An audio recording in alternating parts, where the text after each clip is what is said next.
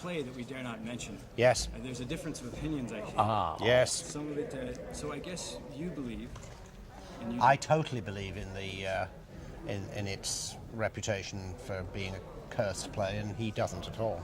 No, what play are you talking about? Macbeth? Yes. Yeah, we never. He says never. What are you going to call it? Well, you can call it lots of things. You know that. Scottish play, Maccas, etc., etc. Well, you call me lots of things, but you never call me Maccas. That sounds disgusting to me. Anyway, no, really, it's absolute rubbish. Right.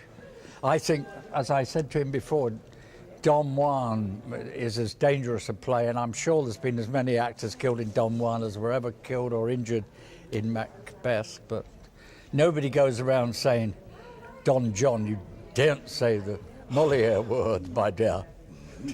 Well, that's because it isn't done very often, whereas the Scottish play is done all right. the time, so there are far more opportunities for it to be.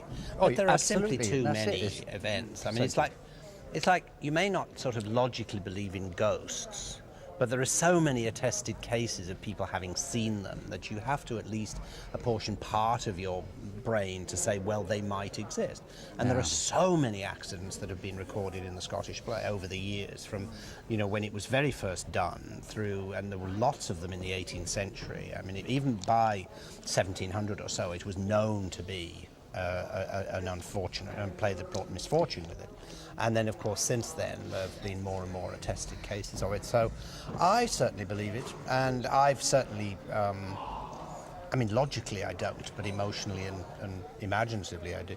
And I've been in situations where it has had, somebody has mentioned it, like him, laughingly, and then, something awful has happened to them, and we all stand in the wings going, told you so, told you so. I rest the case, my lord. What this gentleman has described is 300 years of disaster when actors have been very careful not to mention the word, and the 300 years of disaster have continued. So what has it got to do with it? No, I just said it's when people have that then the disaster follows.